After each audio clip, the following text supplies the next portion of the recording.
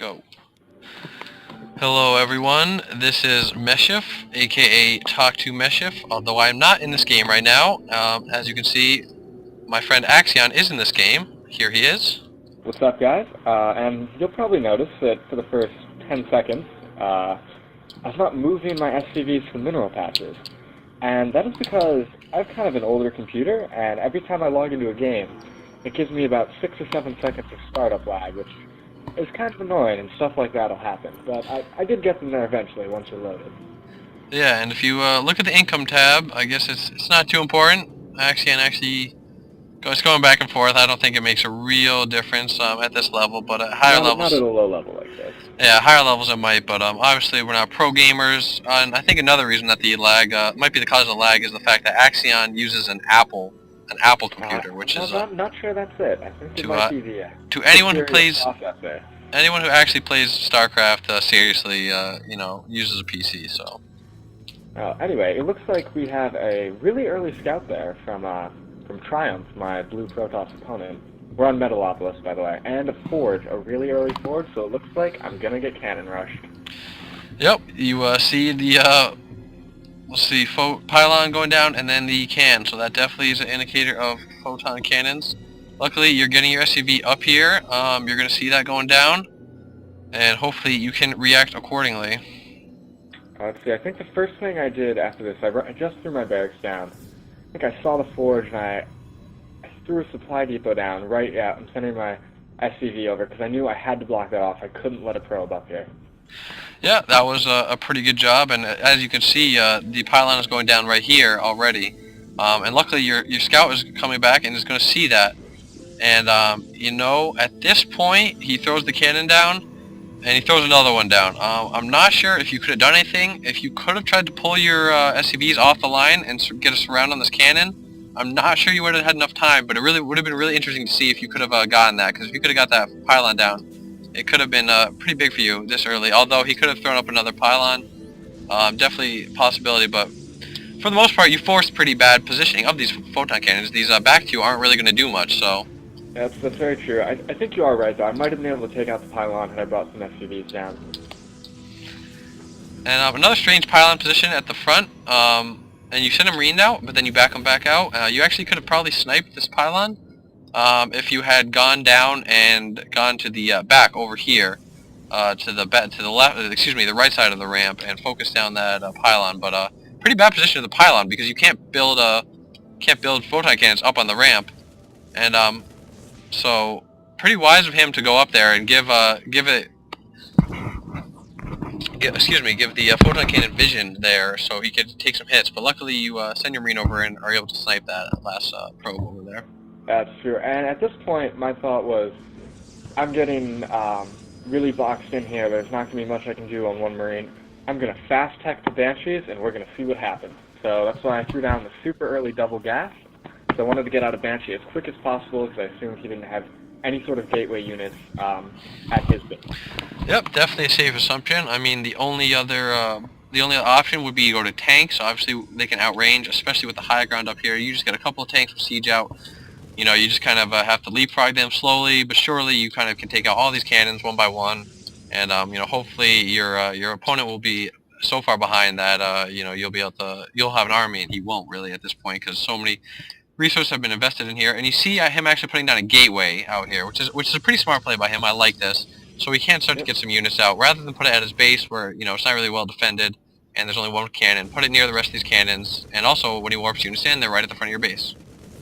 Now, the one thing I would have liked to see is how these Marines are just all dying to that cannon. Yeah. As well as that SCV. I really would have liked to throw a bunker down there and protect them. I think that would have been a much smarter play. It would have been able to then pick off a probe from the bunker and maybe even this first cannon down there on the low ground. Yeah, and now the probe is in your base, which is never a good thing. And no, I assume you noticed it getting through there, and I did know. He's just sitting in the back. He has plenty of resources, so I'm surprised he doesn't try to drop down a pylon. But I guess it would have hurt him because you do get the Marine out, and you're able to chase him down. And he does throw down the pylon, which probably is not too wise a move. because you definitely are going to snipe this probe, and then you can just snipe the pylon. And so hopefully he'll cancel that. Pulling a couple SCVs off the line, well, not really necessary. You know, you could have left them mining. Had the probe still been alive, you probably would have got this pylon down quicker, so he's not able to throw up a cannon. But you know, you probably just could have kept those guys on gas. Here come two zealots coming into my base, and right now it's a race between these zealots and whether or not I can get this banshee out. Yeah, I mean, you really have gone pretty much all out for that one banshee. You do have plenty of resources, which should be noted. You know, you wouldn't be in terrible situation if you did have to peace out and take another base.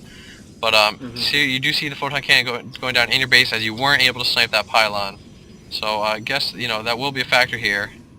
And your marine being taken out by the zealots, I don't know if that was just miss micro or what, but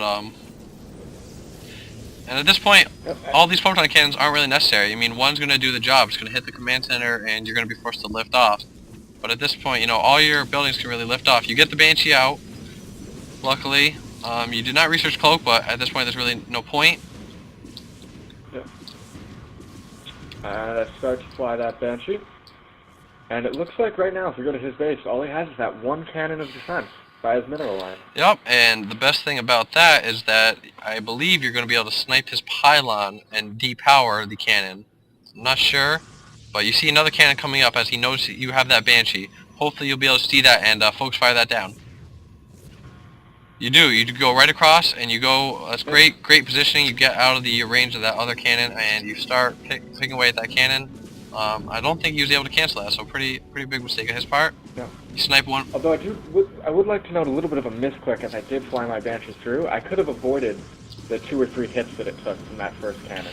Definitely, and if you look at your old base, you know, you have a bunch of SCVs here. You probably could try to get them out of your base. You know, the Zealots would chase them. They might take a few hits from the cannons, but you should try to get them out, you know, and go with your base. But lucky you go right to the gold, and for some reason he's not paying attention, most likely because of your Banshee harass.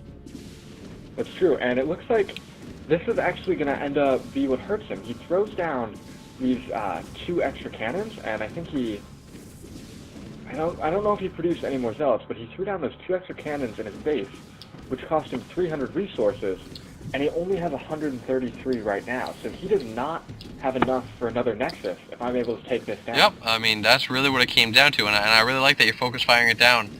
And, you know, that was a pretty big mistake. You know, what is throwing up these 2 more cannons right next to it? And I think he realizes it, and he gets his probes on production. But luckily, you're pretty much there.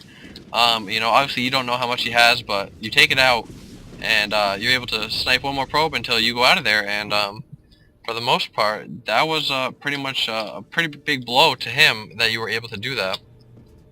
And I've got my barracks going up right by the newly located Gold Expo with my one Banshee there for defense.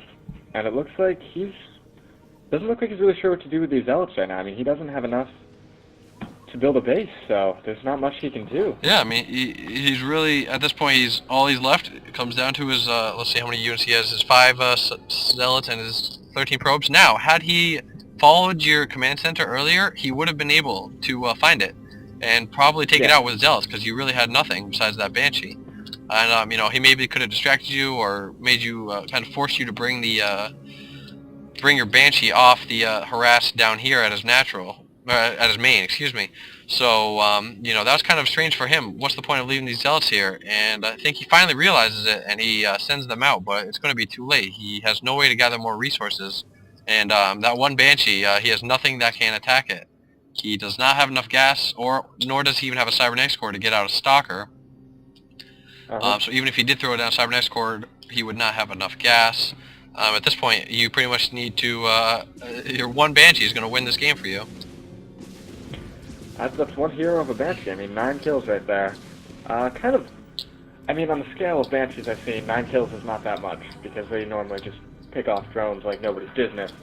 But I just think the fact that I'd call it a hero Banshee. I mean, it was the only unit I got out that actually did some damage. Yeah, I mean, it was a pretty funny game. You really won with 1 unit, which is something you don't often see, and that's why we cast this game, to have a little fun and show that, you know, it's all about adapting. And you did make you know, you could have gone tanks, or, you know, you could have focused your micro on your front door and not let them up. but you decided to crank out that one Banshee, and it paid off. Being able to snipe the Nexus was huge. Had he thought better of it and gotten better placement of his photon cannon, that could have changed everything right there. But you were able to snipe the Nexus, which was really smart. And he did not end up having enough minerals for second base. And had he, he's got what 303. Had he had enough, he definitely would have won this game, I think. So that was just pretty much luck of the draw for you to get that Nexus before he could get it, and a pretty good game. Yeah, just just a nice little fun game that we cast. Obviously, not. I mean, I'm not the greatest player. We're playing at a pretty low level here, but I just thought it was interesting to see. I always like to see cheese like a cannon rush, which then turned into a double proxy gateway rush. I always like to see that fail. I like to see players overcome that sort of adversity. So I just thought it would be a fun one to cast, and I hope you guys enjoyed it and maybe learned a little something from it. Definitely, and we will hope to see you next time. And in the meantime, keep getting better.